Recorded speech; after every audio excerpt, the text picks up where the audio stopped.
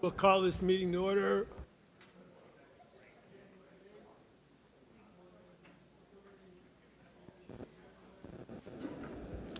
Let me start this again. Call this meeting to order of the FORA Reuse Authority for January 8th. I want to extend a Happy New Year to everyone.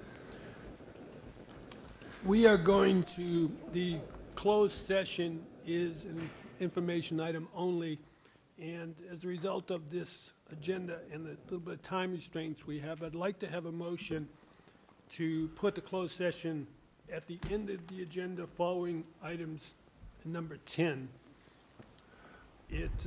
That way we'd be able to get through the business items as quickly as possible, because there are some people who desire to get to Carmel for their celebration by 3 o'clock or so. Mr. Chair, Yes. I'd like to make that motion, please. It's been moved and seconded. Any discussion on this particular motion? Anyone in the public have any comments? Bring it back. All in favor, please say aye. Aye. Opposed? It's unanimous. Thank you. If you please stand for Pledge of Allegiance, and Mayor Rubio, would you lead us, please? I'd be pleased to. I pledge allegiance to the flag of the United States of America and to the republic for which it stands, one nation, under God, indivisible, with liberty and justice for all. Thank you.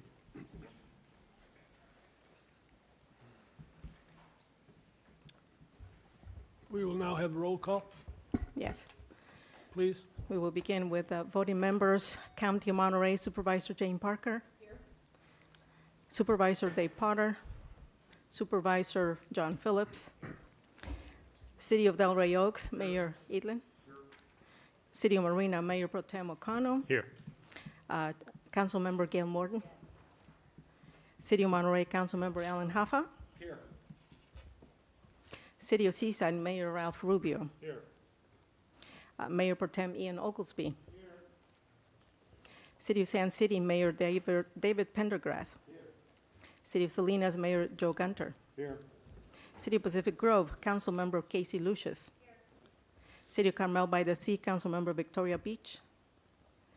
Moving on to ex-official members, 20th Congressional District, Alec Arago. For Congressman Sam Farr, he's not here, neither is the State Senate District or the State Assembly District. Moving on to Transportation Agency of Monterey County, Debbie Hale. Monterey Peninsula Unified School District, PK Diffenbaugh. University of California, Santa Cruz, Graham Bice. Oh, Donna Blitzer, yes. California State University, Monterey Bay, President Eduardo Ochoa, not here. We have Andre Lewis, thank you. United States Army Colonel Paul Fellinger. Fort Ord Army Reuse Alignment and Closure Office, Bill Collins. And, okay, thank you.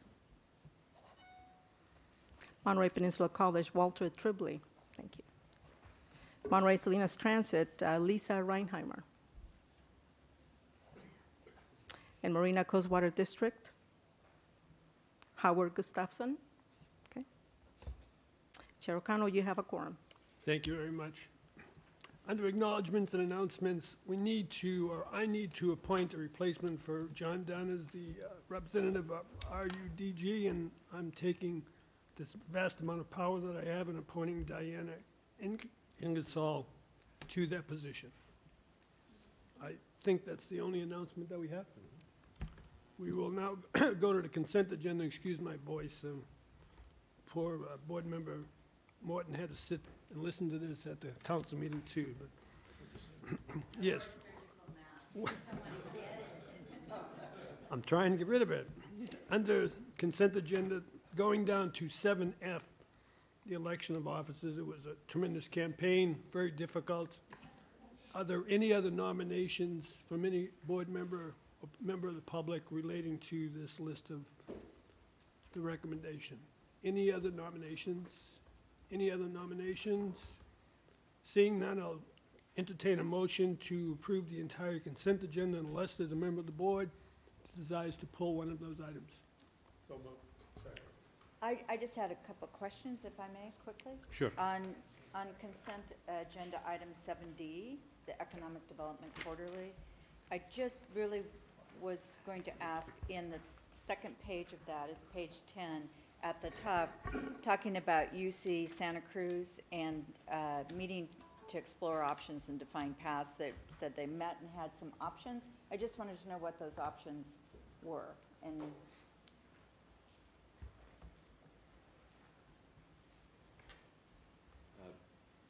Yes, Mayor Edelin, Deputy Executive Officer Steve Ensley and I met with Chancellor Piester, Donna Blitzer,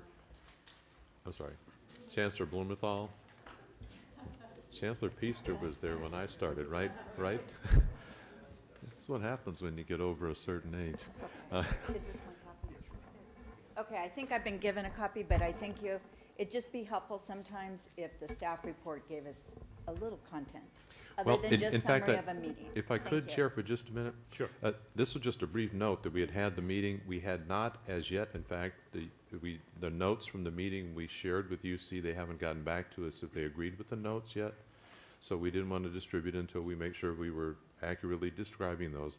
And the university is going to come here to make a presentation, either in February or March, on the status of what's going on with the MBEST Center, and just to give you a heads up. Yeah, it's within my jurisdiction, so that's why I'm asking the question. Thank you for taking the time. And Thank you. Is that- There's been a motion and a second. Is there any public member who has any comments or questions relating to this? Seeing none, bring it back. All in favor of the motion, please say aye. Aye. Opposed? Unanimous. Thank you. And I want- The quickest meeting that we've ever had, I was told, was 46 minutes, so please keep that right there in your mind. Going to business item 8A, the Fort Ord East Authority Prevailing Wage Program. This is a resolution relating to second vote on two particular items. Michael? Yes, Chair O'Connell, members of the board, Robert Norris will have a very brief PowerPoint presentation. The two items that are before you for a second vote are very clear, and the first one would be to approve a master resolution amendment.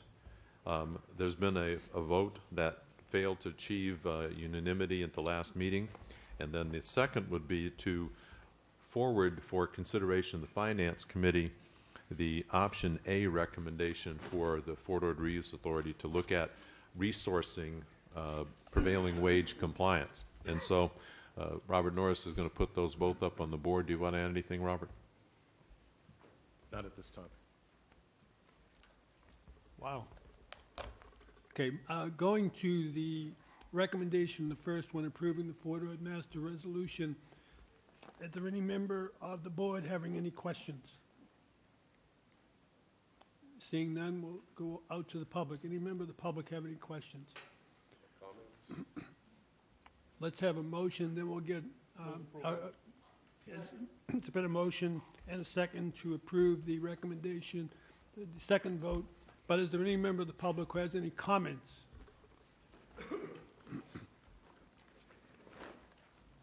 Last time this gentleman spoke, it was 13 seconds. We'll see how it goes. Got exhibits and that's bad. Happy New Year to all. Anybody check that bag? Ron Cheshire, Monterey Santa Cruz Building Trades Council. We're in support of staff recommendation in regards to this. I want to make a brief statement. Is like two ships in the night passing, no lights, no communication. We may have been able to reach some kind of better conclusion a little bit earlier. We always knew that what it was to have public money in a project, what it would mean. We just didn't know that there was any money, public monies in these projects. But that's come out in some of the information in the last month or so. And upon review of a few small documents, there's lots of money in these projects here, and there's more documentation in regards to land purchase agreements, your 33433 statements of fair market evaluation on property when it's sold. And we wish to get this matter resolved sooner than later So we'll be working with FORA to do that. But again, we support staff's recommendation. Thank you. Thank you. Any other member of the public? Bring it back. Is there any member of the board that has any comments before we take the vote? Mr. Chair? Board Member Lucius, then Board Member Parker. Thank you. I just want to reiterate for the public that we're not voting on whether or not we support prevailing wage. We're voting on the implementation and enforcement of prevailing wage. And I'll be voting against the staff recommendation because I believe it's the responsibility of the jurisdictions to enforce prevailing wage. Thank you. Thank you, Mr. Chair.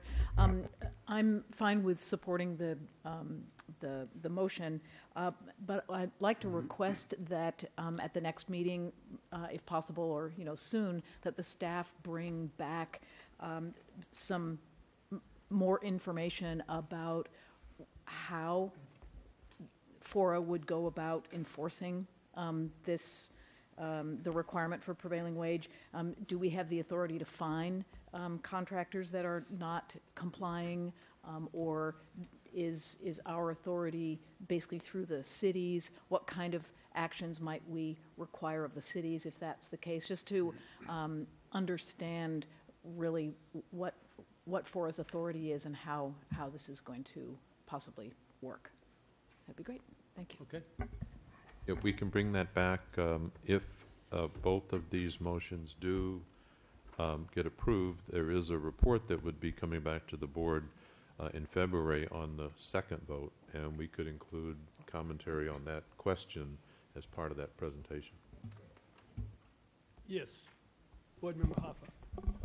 I wanted to thank the staff for their hard work on this important issue, and I'm going to be supporting the motion because one of the things that I've heard from staff is that the jurisdictions are having difficulty in being able to implement our requirement of prevailing wage. So I think it is appropriate that we offer the jurisdictions this assistance. Thank you. Board Member Oglesby. Through the chair, I just want to be clear. My understanding is no matter how many more questions we have and no matter how much more understanding we need, this will be the second vote. Yes. Only required a majority. Yes. When it comes back. This is the second vote today. Any other? Yes. I Member too will Phillips. be voting against it. I agree with Ms. Lucius that this is for the individual jurisdictions. I know we just approved this in the county last month, where the county has received the money from the developer so that they can enforce it, and they've contracted with someone to enforce it. So I think we're stepping over ourselves, and rather than for us stepping away like it was designed, we're stepping into it. So I think we're stepping over ourselves. I do not see any other board members, so all in favor of this motion, please say aye. Aye. Opposed? 2 noes. Board Member Phillips and Board Member Lucius. Any abstaining? Okay, thank you. We now have the same item, prevailing wage, relating to a second motion to defer this board action until this matter can go to the Finance Committee relating to the $250,000. Any questions from any board member? Seeing none, let's go out to the public. Any comments or questions from any public member? Bring it back. I'll entertain a motion. So moved. Second. Moved and seconded. Any comments by any board member relating to this motion? Yes. Yes, Board Member Morton. Yes, the motion that was made was to direct it to the Finance Committee, first of all, just to see the feasibility of expending some amount in this item, $250,000. Not that the delegation or decision about what we should spend it on, whether that expenditure is to address, as our Supervisor Parker has put forward, none of that is being decided in approving this motion. It's just going to Finance to see feasibility of some expenditure. So I want to make that clear to my colleagues. Right. And the public, most importantly. And then coming back after the Finance Committee meeting to this board. Okay. Seeing no other comments, all in favor, please say aye. Aye. Opposed? It's unanimous. Thank you. Going to the next item. regional urban design guidelines consider special meeting. This is for the purpose of determining whether or not this board wants to set a special meeting date. And there are, I think, 2 or 3 dates in the staff report, or if they want to handle it in a regular board meeting. Mr. Hulamard, would you like to address this, please?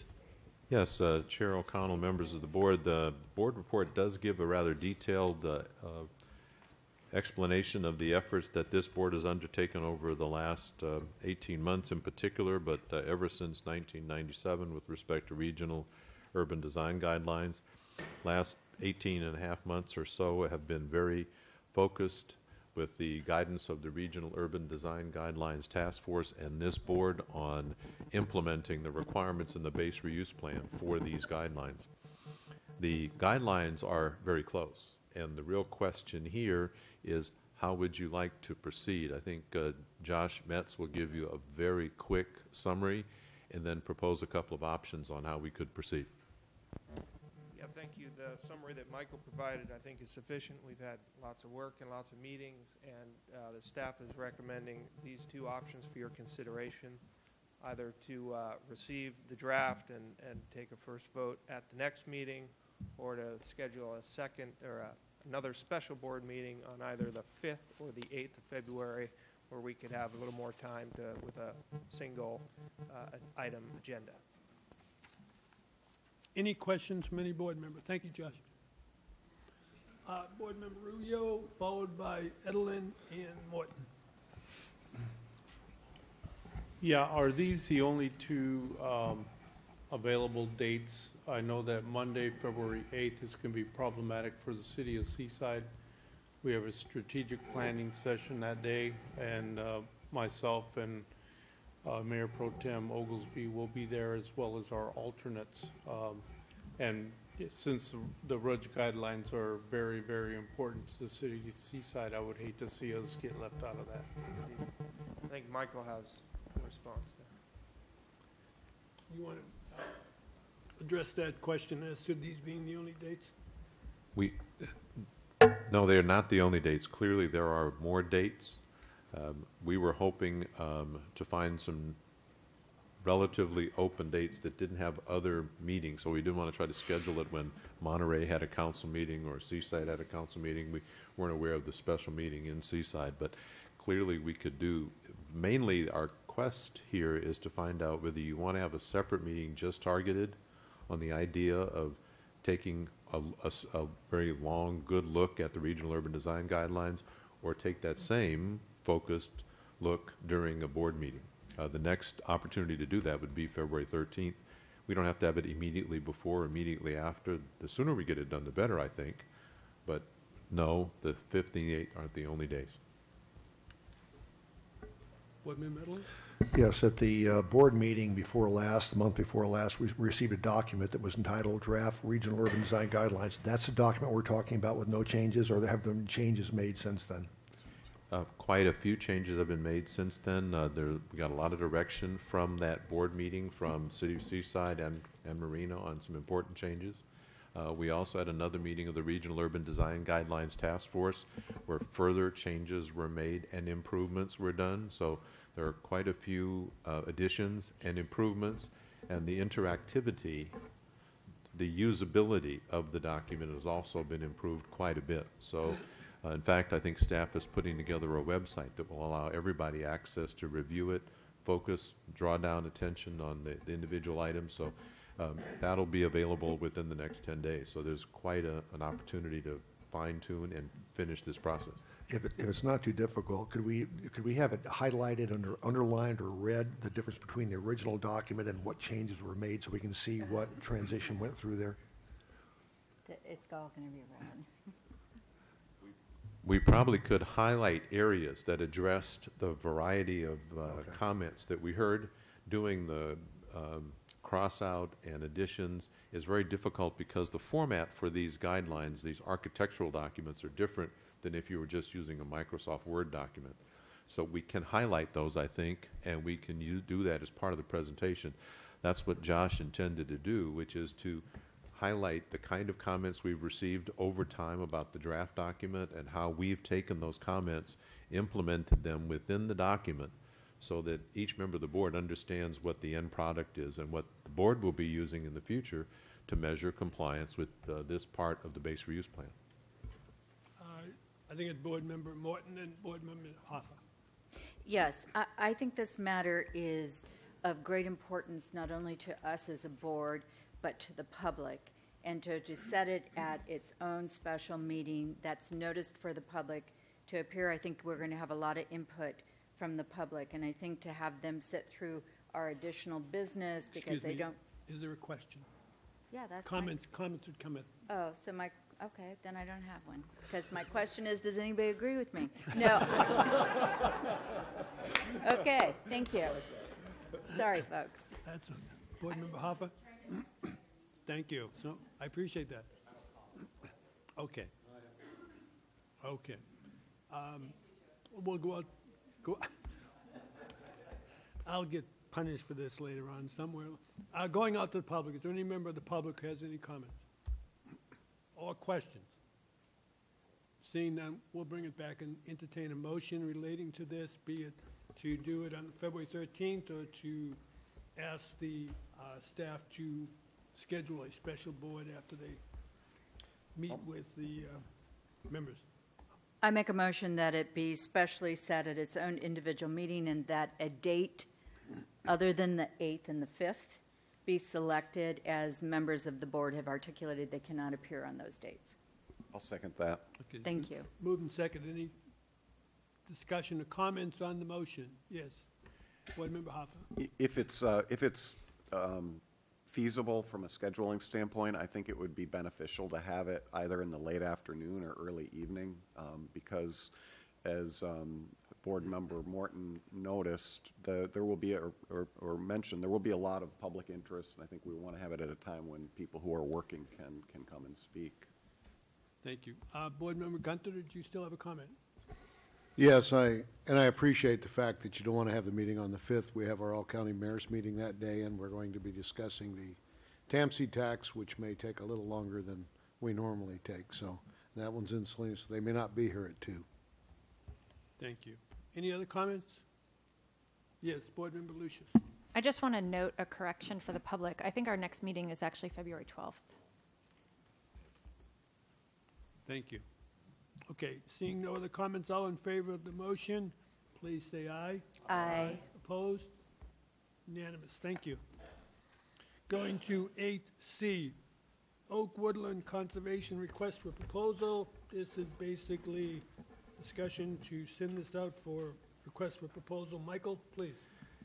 Yes, Chair O'Connell and members of the board, the Oak Woodlands conservation effort has been underway for a little while now, but it was created in response to the board's request that we complete policies that were yet to be finished under the base reuse plan. And this is one of those policies that specifically impacts the city of Seaside, the county of Monterey, but that several other jurisdictions are directly or indirectly impacted. And so if Ted Lopez is ready, he will provide a 3-minute presentation on how we intend to address both of those questions in an RFP. Thank you, Michael. Good afternoon, Board. As you're aware, this is an item that many of the board members are familiar with, and we have received many comments from board members and the public. And the request for proposal will assist the city of Seaside and the county of Monterey to comply with Category 3 preparing an Oak Woodlands. As a result of that, it generated quite a bit of comments and information regarding the process itself, and we brought this back as the board has requested in December, and we're bringing it back to you today with a recommendation to release an RFP to hire a consultant to begin the work of preparing an Oak Woodlands plan. Many of the comments, or some of the comments that were brought up by board members, we've incorporated into the request for proposal, as well as fine-tuning the scope of services itself. And as you see above, we actually have looked at some of the other policies and programs in the base reuse plan and have included that in the scope of services, so in context, so that when the selected consultant begins the work, they are familiar with all the policies and programs that involve woodland conservation. So basically what we're asking or have requested is the RFP, that we release the request for proposal and begin the process to hire a consultant to begin the work to prepare an oak woodland plan. Thank you very much. Any questions from any board member? Board Member Parker, then Board Member Rubio.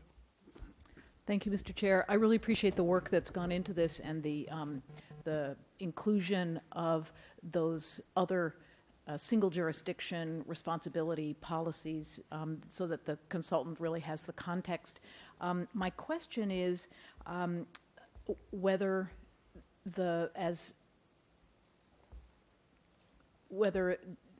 as part of a motion, so I'd like to suggest that the jurisdictions responsible for C1, recreation policy C1 and biological resource policy C2, et cetera, these other, the other single jurisdiction responsibilities, whether staff would be willing to send a letter to those jurisdictions reminding them of their obligation and alerting them to this process. Okay, so you don't need that to be part of the motion. I could just say, I think that's a good idea, and please, staff do it. And it is a good idea. Great. Thank you.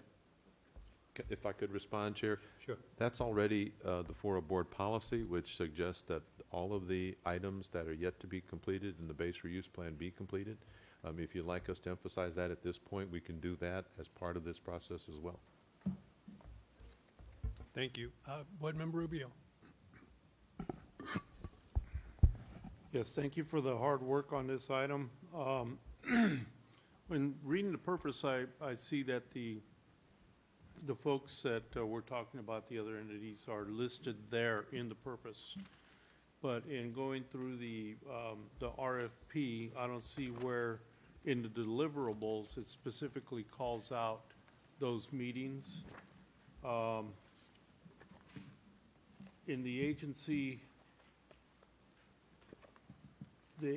presentation process, it says to deliver up to 5 agency presentation meetings, but it doesn't specifically spell out who's going to be contacted and presented to.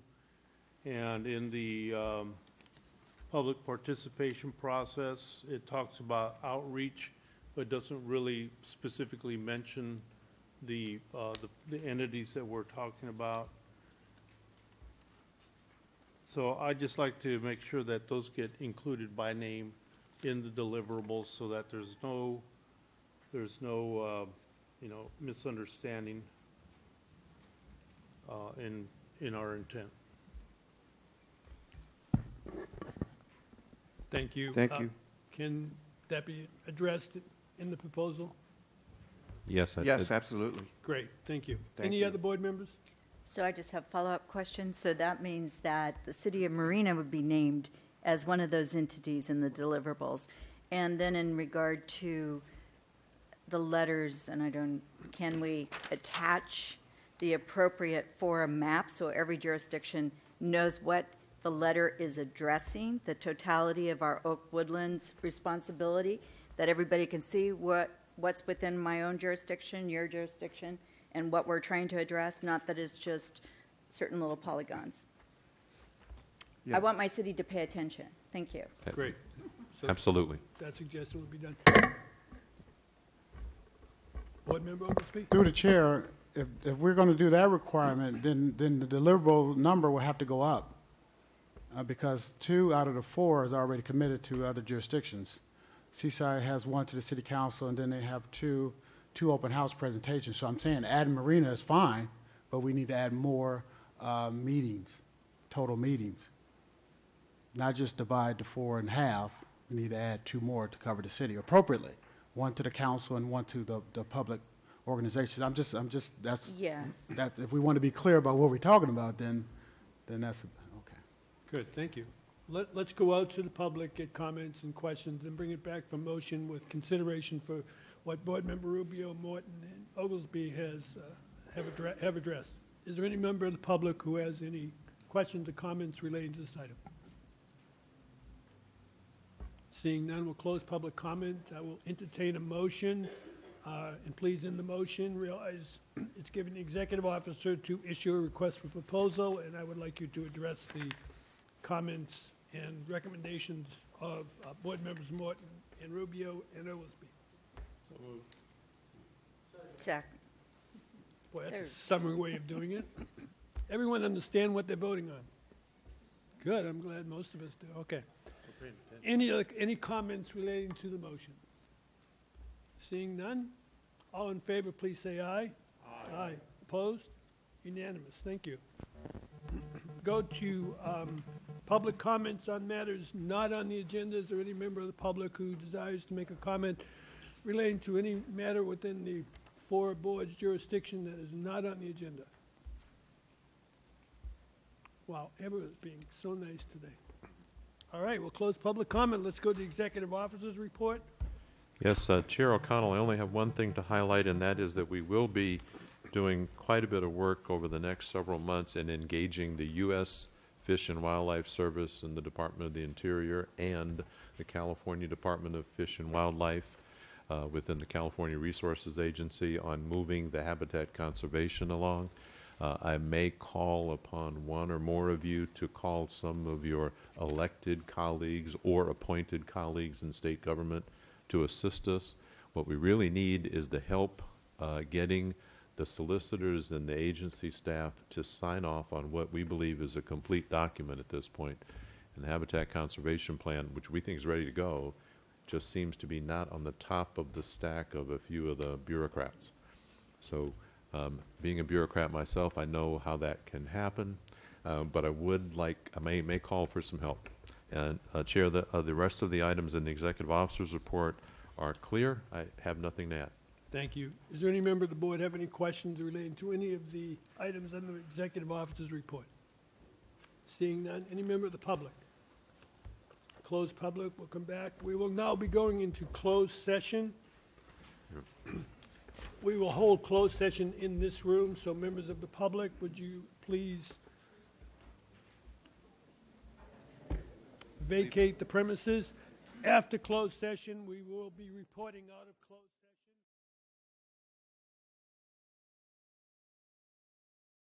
A couple of minutes to give the public the opportunity to leave.